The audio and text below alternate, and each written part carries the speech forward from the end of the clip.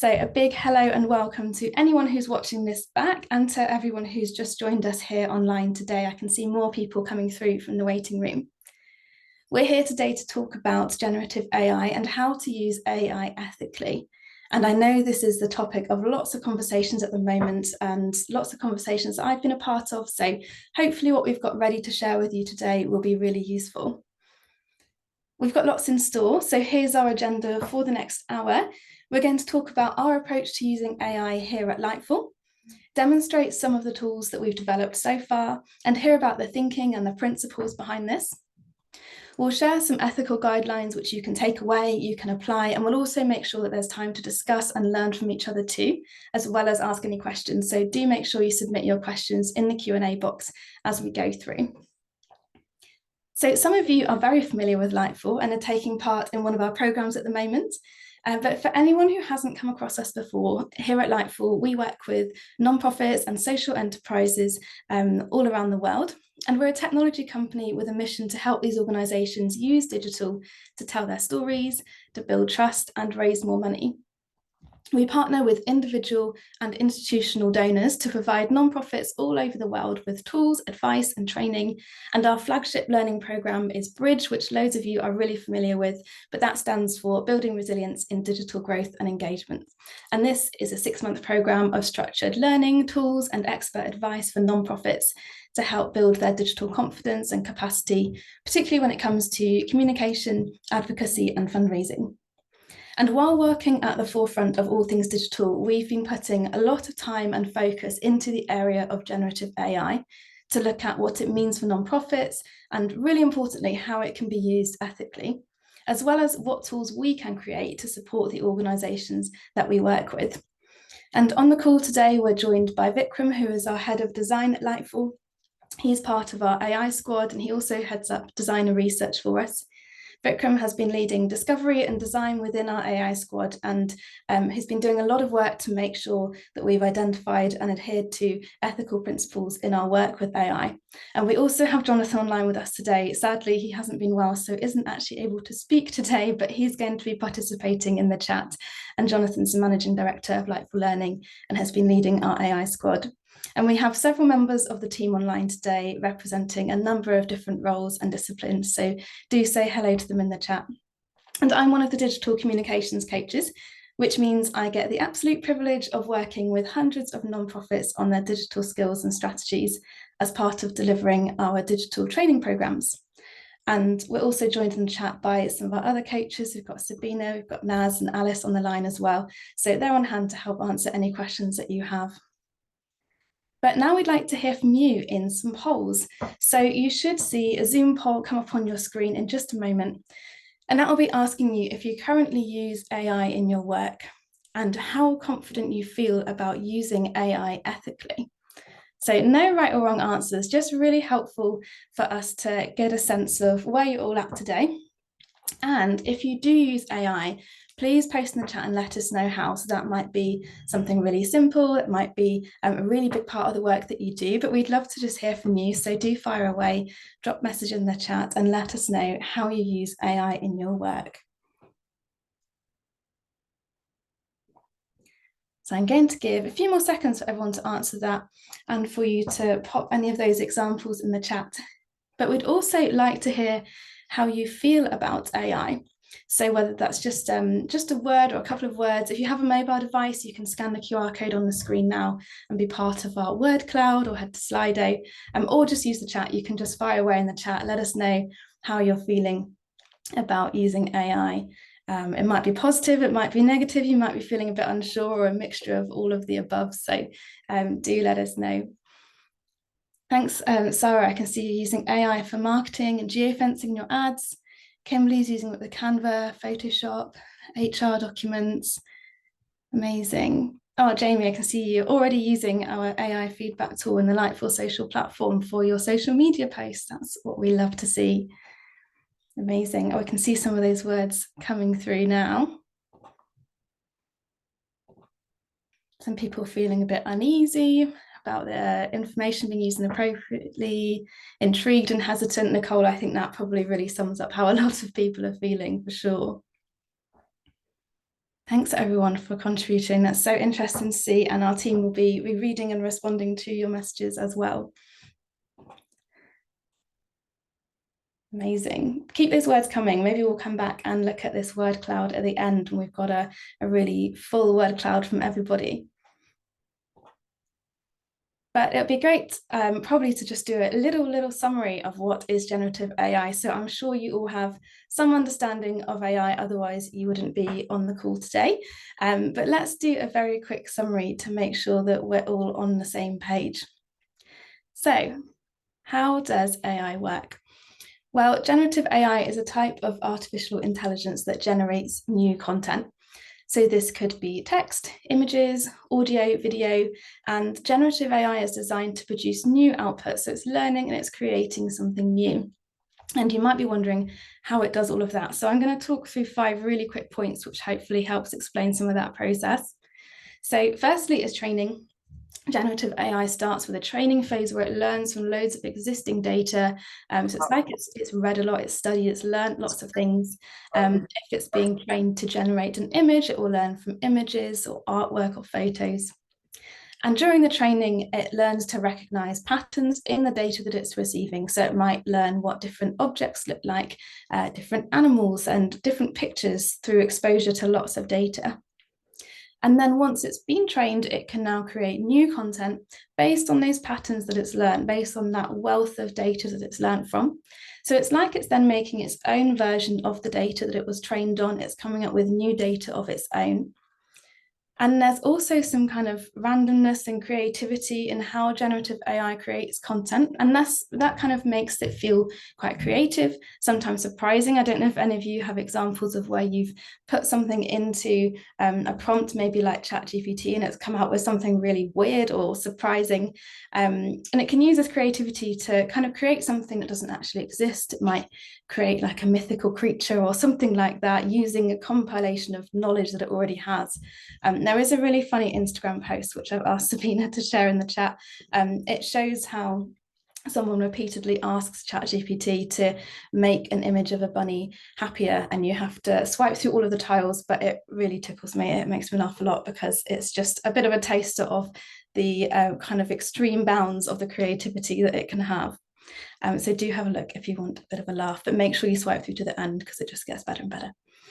And then the final stage is refinement. So generative AI can be refined or guided to create more specific or realistic or useful outputs. And this is based on the feedback that it receives, or also from the rules that are applied to the tool, either in its development, the creation of the tool, or in the prompt that it's given by the user.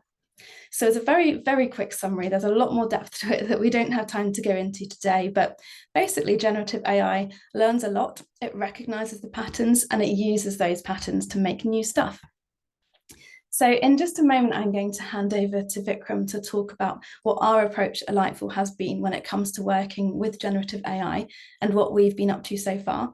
And as I mentioned, Vikram is part of our AI squad. And I know I've mentioned the squad a few times, but essentially this is a multidisciplinary team which meets together most days to work on our AI tools and products here at Lightful. And we've been working through daily iterations of this work over the last 9 months or so, featuring colleagues from several different teams and applying product and design theory to the practical part of building AI products. So I'm going to hand over to you now, Vikram. Great. Thanks so much, Jasmine. Appreciate that. And a great little whistle-stop tour of exactly how AI works. So yeah, we have our own approach to AI here. It's one of many. You know, there's a lot of approaches to AI. People have been thinking about how we think about AI for 50, 100 years, going back to Isaac Asimov from 1942, talking about his 3 laws of robotics. So, you know, when you're listening to this, I encourage you to think about your own approach and what you want to take away. But our 3 kind of guiding principles for kind of AI and ethical AI in particular are really building responsibly. So AI advice is guided to add capacity for users with user feedback and understanding constraints. Right? Well, what does that mean? Well, really, it means that the problems that we're aiming to solve aren't the problems, you know, that AI is necessary, or just they're not any problems. They're problems specifically, actually, that AI is good at. We start with problems and we work backwards. We find the right problems and we really test. So it's about understanding those constraints, about getting that feedback to understand which problems are suitable and which solutions to those problems really end up working.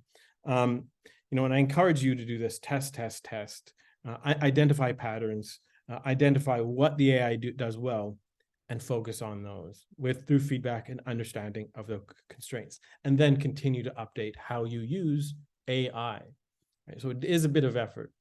Building equity. So AI that creates equity enhancement where small organizations significantly benefit.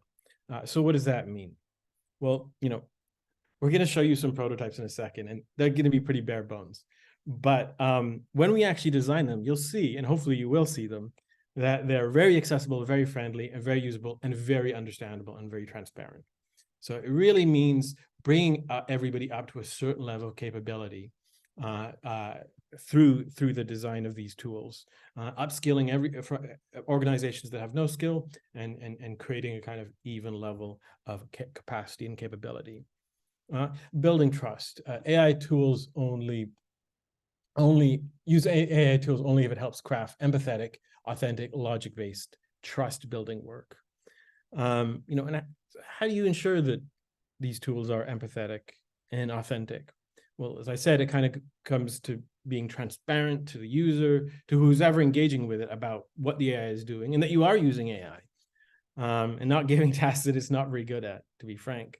You see some organizations, there's a lot of organizations that are jumping on the AI bandwagon. We're going to do as much as we can, right? And maybe they're a little less trustworthy, a little less transparent, a little less honest, So I encourage you really to be transparent and open and honest about how these tools are used. And the danger of not doing that is, of course, it's not just you affect trust because you impact that trust with possibly redundant, incorrect, or false information. No, there we go. Yeah, so if we go to the next slide, what we've used this approach to create a number of different tools, which again I hope you engage with or are able to engage with. A SMART goal tracker. I'm sure you're familiar with SMART goals. Persona creation wizard tool, an ethical storytelling tool that feeds back on how ethical your story is, or gives you prompts to think about those ethics. Feedback on your social media posts on how they can possibly be more engaging or increase your fundraising, and an e-learning chatbot. And all of these tools really align with our program that Jasmine mentioned is Bridge, that helps to kind of solve these nonprofit challenges and supports people in their learning. And as part of our entire strategy, on the right, you see that sort of pyramid from strategy, storytelling, campaigning, and fundraising are all ideally going to be enhanced by in different ways and by these different tools. So, yeah, if we go to the next slide, I'll give you an example of one of these tools, and hopefully I can share my screen. So you will see that this does look quite bare bones. But that's because it's a prototype, and I mentioned testing, I mentioned getting feedback. We make these tools really simple in the first instance to get a lot of feedback, not focused on the visuals and everything, but really to generate, is this useful? Is it doing the right thing? And most importantly, is it ethical? So this tool is our persona tool. Now, I assume you're familiar with personas, but if not, personas are essentially idealized people to help you understand your audience and engage with your audience. So they're kind of an example of your target user that you can use to help kind of curate your content, curate the posts you make, the blogs you make, et cetera, et cetera. But what we found in Bridge is that, personas can be challenging. People weren't always sure what they meant, where to get the data, how to improve them, how to use them, what sort of information to include. So this tool is intended to address that. This tool is intended to give you feedback on how you might improve your persona so it's more accurate, so it's more useful. And it does that by asking you certain questions, and then it suggests how you can actually improve that persona. So you can see that this tool asks a number of questions. So I've put in actual information that people have put in our tool here. So, and what I'm going to do is I'm actually going to go down. I'll go through it in a second, but I'll hit submit because this is a prototype and it does take a minute it's not fully like made efficient yet. So it does take a minute or two to go. While that's submitting, what I'll do is I'll kind of go through the questions. So we ask about what the organization does, right? And that's really important in giving the context to know what it should talk about, what the persona might be interested in or potentially interested in, the category of the persona, right? Is it a donor? Is it a supporter? Is it a service user? Right? That persona, that's an important typology of who the actual persona is and what the kind of actions they might take. What's their occupation? What are their interests? Where do they live? What's their age range? What's their gender? A name? How do they digest information? Twitter, YouTube, how they would like to hear from you. And importantly, sorry if this is a bit small, hope you can see it okay, why this person might want to engage with you. So we have this sort of rhino charity here. We support rhinos in Africa. Why might this person want to engage with you? Well, maybe because they like rhinos, because they like big animals, they have lots of money. And again, this is something that somebody actually put into our tool. Why might they not want to use the tool? Because they don't like using that, because they don't really know how to donate. So, the idea is that this would be form the foundation of your persona. Now, I don't know what your thoughts of what this person put in, but maybe it's not great. Maybe it could be improved, perhaps. Let's see what the AI says. And again, I just hit submit, so I don't actually know what it's going to say. So it's saying, this person lacks information about how active Sally is on social media. This could be improved by providing data on how often she is online. Absolutely. So, we think, what time are they online? When are they online? How much? Are they very digitally literate? That's a way that this persona could be improved.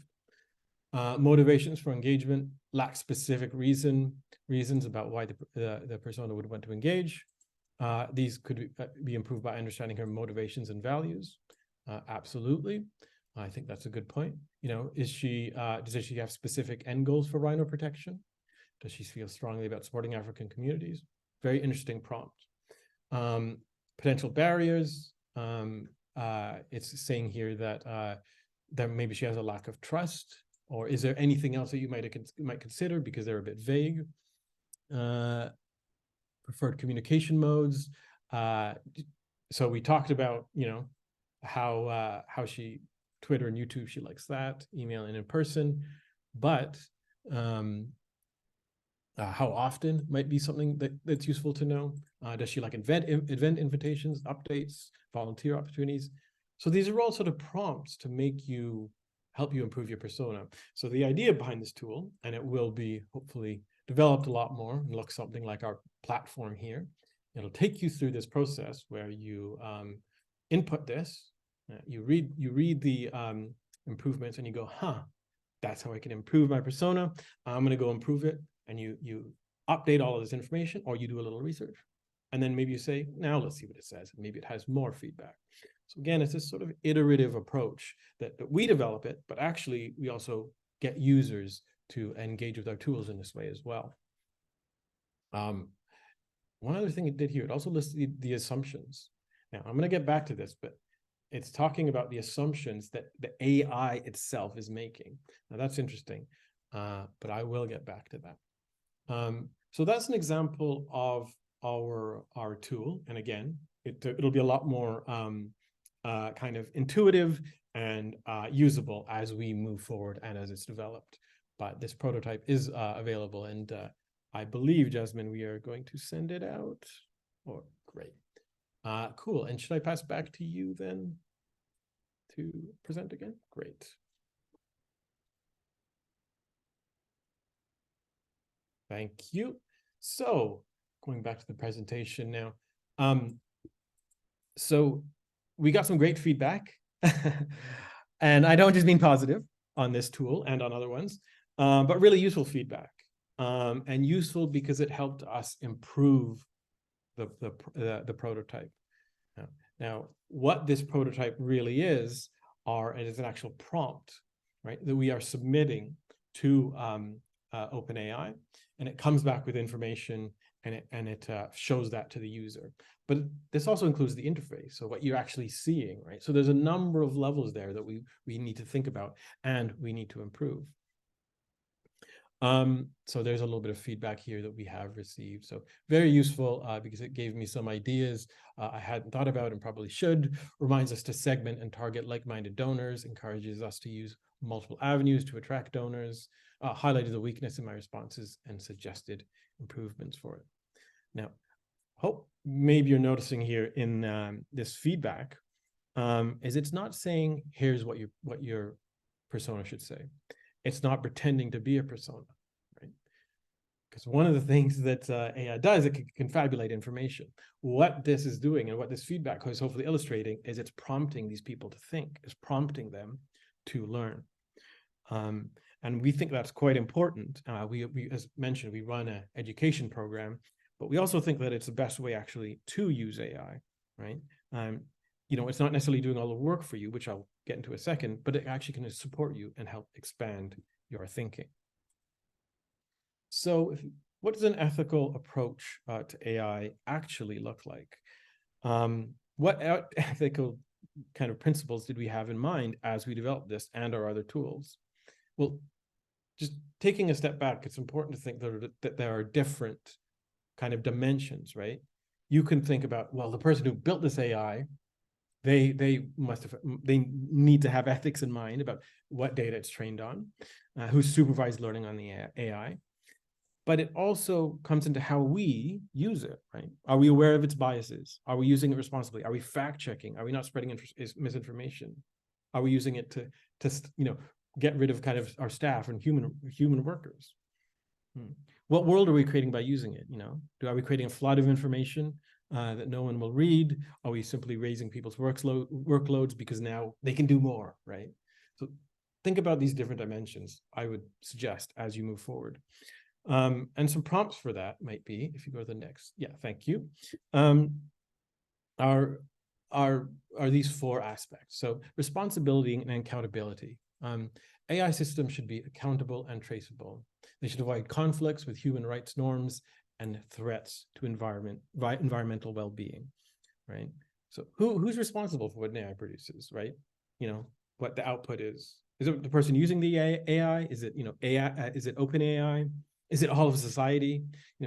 I think we can argue that all of these are true to certain extents, but I think it starts with you or whomever is actually using that AI as someone who engages with it, uses content from it, and is an advocate for change in the world, right?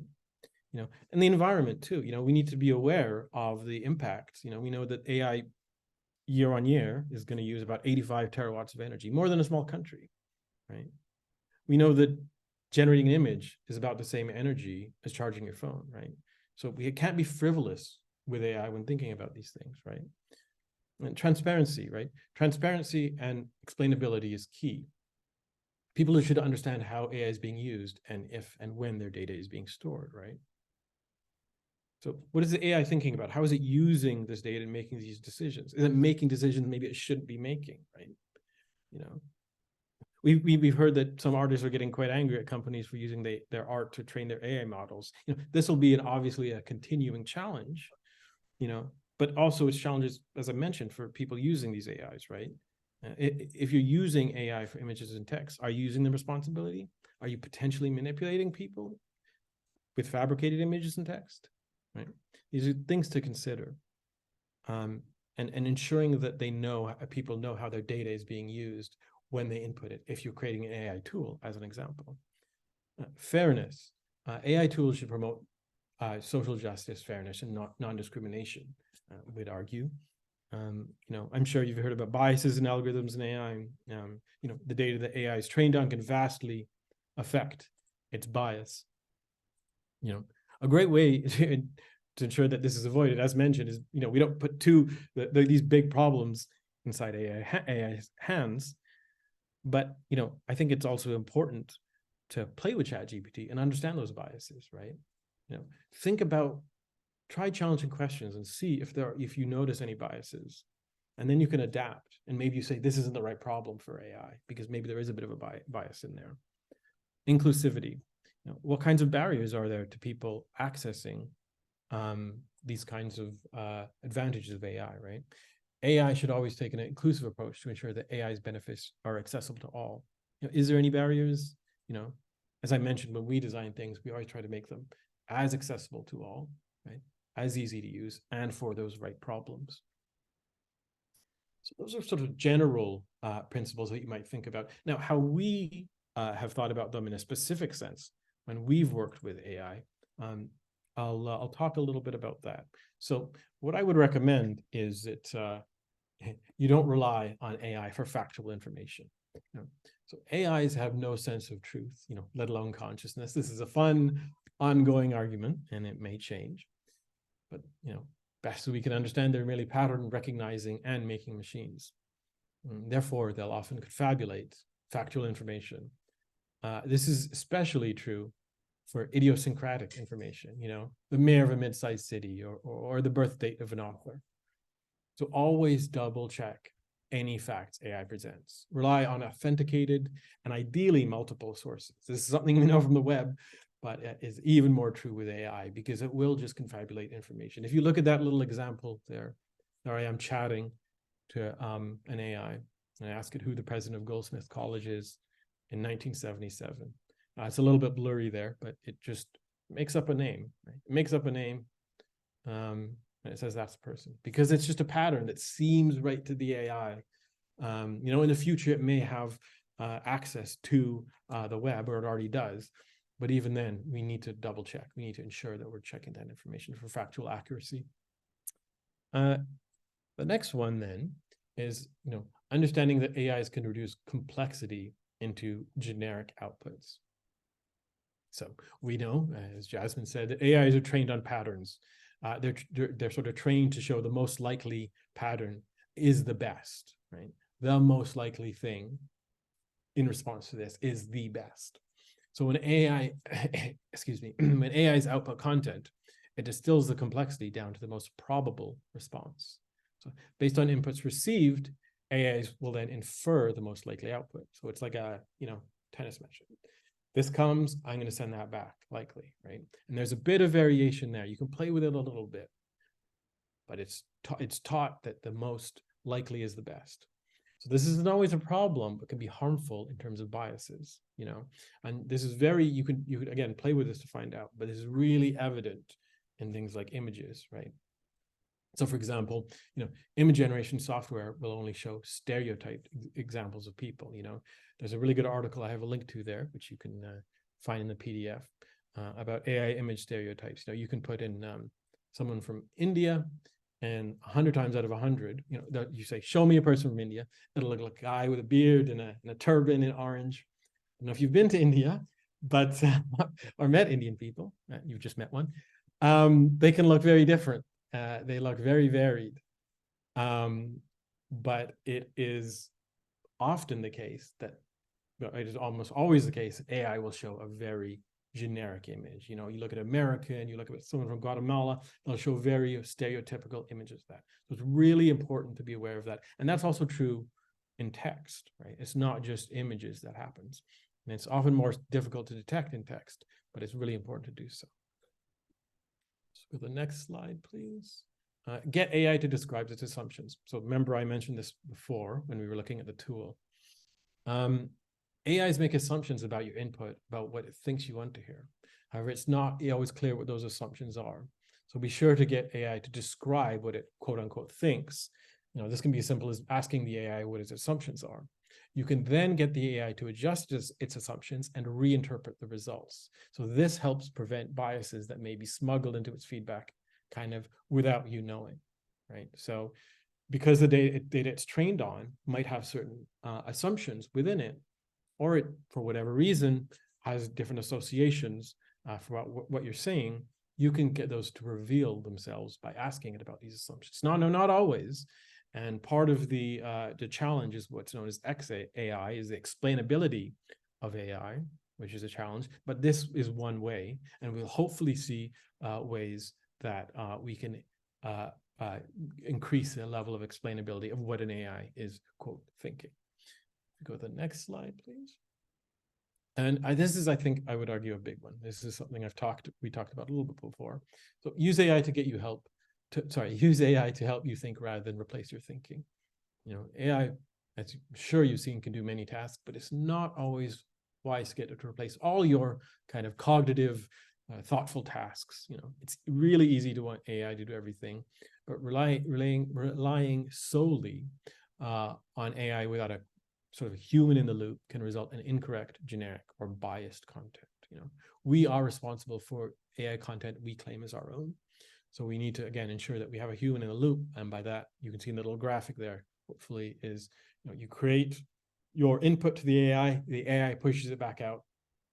And once it pushes it back out, it shouldn't go straight to wherever. It shouldn't go straight to your readers or viewers or whomever. There should be you in there checking it. Replace yourself totally, in totality, only for the most boring, mundane of tasks. You know, and there's that example of, you know, a washing machine is great because it replaces much of the labor of doing laundry. Would you want a machine to read a book for you? You know, would you want to deprive yourself of the learning by doing that particular activity? You know, and as mentioned in the Bridge program, we want people to think. We want to create these tools to help you think. You should be more efficient and effective and supported and all that. But ideally, you come out the other end smarter and more effective yourself. So yeah, those are some principles, some applied principles that hopefully will help you think about using AI ethically. Amazing. Thank you, Vikram.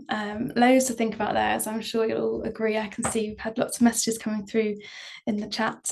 So yeah, lots of food for thought. And actually now we want to hand it over to everyone else to share their thoughts with each other. So we're going to put you in breakout rooms to talk about some of the discussion points that will be on your screens, and just some of the things that we've kind of learned from Vikram just now, thinking about how we will approach using AI in the different roles, the different organizations that we're in.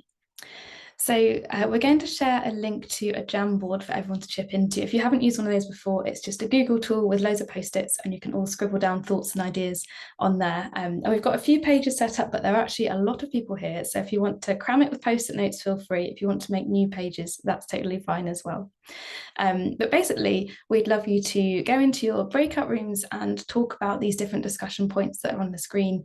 And we'd like you to add some post-it notes just so we can have a look through and see your thoughts and feedback and really learn from the huge group that's here today. It would be really helpful for us. And so yeah, if the pages get too crowded or overwhelming, just click the plus button, add another one, and right away. But essentially, we really want you to be able to discuss with each other. I know that's a big piece of feedback I've been hearing, is having the need for organisations to be able to talk to each other about these challenges. And so we'd love you to discuss some of the talking points on the screen. What's your experience with AI so far? What are your hopes and dreams? What do you want it to do? What could it do? But also, what are your fears? What are your challenges and any reservations when it comes to using AI? So we're going to open up those breakout rooms now. Hopefully everyone will be able to click the link that appears on your screen and head out to those rooms. We'll just have about 10 minutes to discuss and bring us back together for our Q&A and opportunity to ask our AI squad any of your burning questions. So let us know if you're having any difficulties joining the breakout room. We'll make sure that you can see these questions on your screen. And if you have any issues or need any help or want one of the Lightful team to come and join in your room, then just click a request for help and someone will be with you. Otherwise, we'll see you back here in about 10 minutes. Thanks, everyone.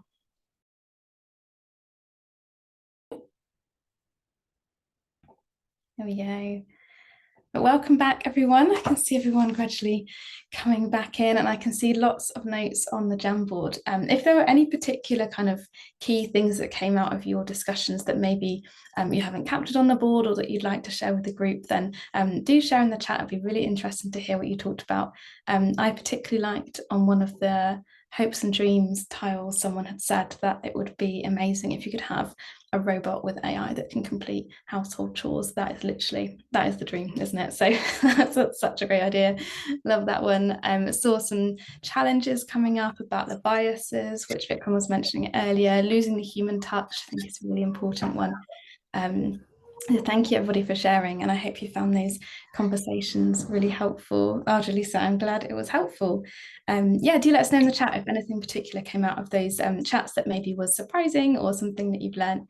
And if you have made some new contacts who you haven't met before, do feel free to exchange contact details with each other if you'd like to continue those conversations. So yeah, do keep popping any thoughts, any takeaways in the chat. But now we are going to be on to some questions. So do pop questions in. The Q&A box is the best place because it means we won't miss them. You can also share in the chat as well. But it's lovely to see those messages coming through about your breakout discussions. Thanks everyone for sharing. One of the questions we have is all about data. So I might be tagging in a member of our AI squad for this, if anyone's around and happy to take the question.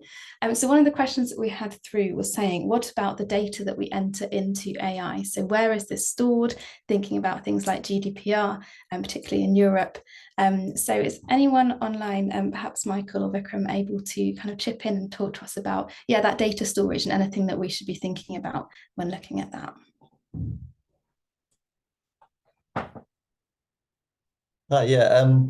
So we store our data essentially in Ireland. We have a database there that we store. But the data that we send through to ChatGPT isn't used to actually train any of the models. And yeah, so that's pretty much it. Cool. Thanks, Michael. So yeah, I think when you're using it kind of as individuals, as organizations, it is really important to think about what data you have access to and where you're sending it. I think, like Vikram mentioned about that responsibility of how we're using AI being on the person that's using it and the person that's using the output. So I think it's certainly, if you do handle personal data, that's something to be careful of, to be really conscious of not putting that into places if you don't know where it's going, if you don't know where that's going to be stored. So I think that's, yeah, helpful to cover, and thanks for clarifying that on how we've been doing that with Lightful, Michael. Thank you. We've also had a question about ChatGPT specifically. So when, up until when was ChatGPT trained on the data? Because I think there have been certain iterations where it's only using data up until a certain year. So I don't know if we can confirm which year it was. I can just double check with the team if anyone's able to share. Yes. So it depends which models you use from OpenAI, and different models are trained up until different time periods. So ChatGPT 4 is trained up until 2001, but there's a more recent model, and that's being trained up until April of 2023. So it's a lot more recent. But that is still sort of in beta, so not really going to be using that in production, but it can answer questions of more recently. Great, thank you. Thanks, Michael. And it's certainly something I've noticed when I've kind of been doing research for particular areas that we might learn on the Bridge programme. It doesn't necessarily know some of the updates when you think about how quickly digital changes and social media platforms, it's not always up to speed on those things. And that ties in really nicely to a question that has come through about how do we know if the information that we're seeing is real? I think that's a really key question, because it can, that is one of the big challenges, isn't it, of the information that we're consuming online anyway, and almost exacerbated by that sense of, okay, so if AI is going to be learning from patterns and suggesting things, that's really quite daunting and quite overwhelming. I think it ties into what Vikram was saying earlier about, thinking about those trusted sources, thinking about what you're using it for, and actually it's, at this point in time, not necessarily going to it to be, this is a source of truth and this is going to answer my questions. I've had some really basic things where I've put in some data and said, here's some answers to some poll questions. Can you analyze it? And sometimes the maths isn't right, and I can see that from a glance. So that makes me think, okay, this isn't what I'm going to ask it to do. And so I think that's something to really bear in mind, kind of fact checking and what the role is of AI in the particular questions that you're asking of it. But if anyone else in the team would like to kind of chip into that, please feel free. I can see, Pamela, were you going to come in on that, or no worries if not? Nope, that's disappeared. Amazing. And Laura, yeah, really good question about the copyright laws that will be applied to all of the AI graphics being generated, used for commercial purposes. Jonathan, it looks like you might be typing, actually. I appreciate you can't talk. So I think that's a massive question. I'd be really keen to know if anyone can share on that topic, actually. Yeah, I was saying that it's a interesting question at the moment. So I think generally, I think US copyright law is based on the premise that only things created by humans can be copyrighted. So there's a kind of inherent loophole there, but there are lots of legal cases happening at the moment with authors, artists kind of suing various AI companies to say that they did not authorize those models to be trained. So it's on their original artwork. So it's an evolving period, I think, because the world of AI is moving so fast. All those are kind of regulations are fighting very hard to keep up. And I think even in the EU this week, there's a new kind of EU AI regulations that have been agreed. So it's all of the kind of lawmakers and regulators that are trying to run very fast to keep up with these very emerging questions that no one really had to deal with until the last few months. Amazing. Thank you, Jonathan. Thank you. I appreciate your voice is doing well. Amazing. Well, we've just got a few minutes left. So I guess last call for any final questions, anything that you'd like us to make sure that we answer today. I have got a couple of things to wrap up with for kind of some next steps and some resources that we'll be sharing. But final call for any questions. You can come off mute as well if you'd like to pop your hand up if there's anything that we haven't yet answered. Please do let us know. Maybe I will go through those next steps and give a chance for some questions to come through. But thank you, everyone. It's been some really great questions. I just wanted to put these words up on the screen again for everyone to see how people are feeling. But Charlene, I can see you've got your hand up. Do you want to go for it with our last question? Yeah, I probably could have done this offline, but I'm just curious if anyone knows of, and forgive me if I missed this, anybody knows of an agency or an entity out there that's actually working to help fine-tune that whole regulation and misinformation and things like that? Is there an effort that is a forward effort to keep up with the rapid pace of this development of this technology? Either a company or a government agency, et cetera. Do you have any insights on that? Yeah, really good question, Charlene. I think really certainly something that's needed. I don't want to put you on the spot, Jonathan. I don't know if it's something that you were aware of. Yeah, I guess there are a few different things. So one I put in the link into the chat is fundraising.ai, which is led in the US, is I guess a lot of fundraisers coming together to think about how to use AI ethically. But I think almost every country in the world is working on some sort of AI regulation. There's a lot for the US Senate. As I mentioned, there was a big announcement in the EU this week, and also the UK government's been working on its own AI guidelines as well. So it's a very much a live space. In terms of what we can do in the nonprofit sector, I think kind of this fundraising AI, and I think there's forums like this where people get together and actually have productive discussions about looking at the pros and cons. But it's very kind of decentralized. There's no formal group, and I think that kind of one of the challenges we've identified and faced is there's so much happening in the AI space, and in the nonprofit world is not really part of those discussions, apart from sort of in some of the niche things about OpenAI's governance structure that's obviously been very in the news in the last couple of weeks or so. But it's a challenge really, and not this is a massively changing, fast-moving space. It's technology driven by these big companies, and I think we definitely want the nonprofit world to be much more visible and have a seat at those tables. And it's very much a challenge. Brilliant. Thank you. Thank you. Thanks, Jonathan. And yeah, such a great question and such an important conversation to be having, which is exactly why we've kind of put something like today together based on what we've heard from people needing to talk about it, needing to have a space really. But yeah, thank you again, everyone, for all your great contributions. And we are just going to launch a final poll for you just as we wrap up and share some next steps, some actions to follow up with today.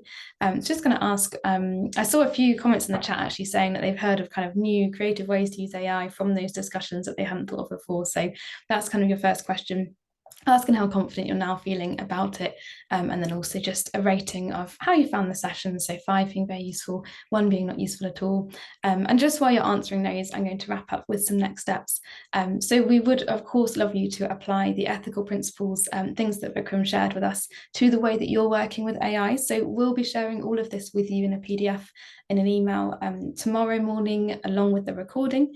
And do reach out to us, if there's something you want to continue talking about, let us know how you're getting on. And on that note, we would love you to give us feedback on the tools that we're developing, as this is really essential to what we're doing. And actually on the next slide, I'll pull it up, we have a QR code, as Sabina's posted a link in the chat as well, so you can sign up and be part of the group that's testing those tools. Like Vikram said, they're prototypes, we're doing lots and lots of testing, and we'd love more people to be part of that and really represent your needs and make sure that they're as useful as possible.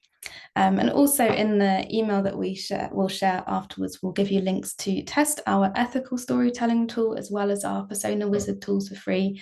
We'd love to hear what you think about those. And I've seen several of you in the chat saying that you're already using the social media post feedback tool, which is part of the Lightful social platform as well, which is fantastic. So we'd always love to hear what you think about those.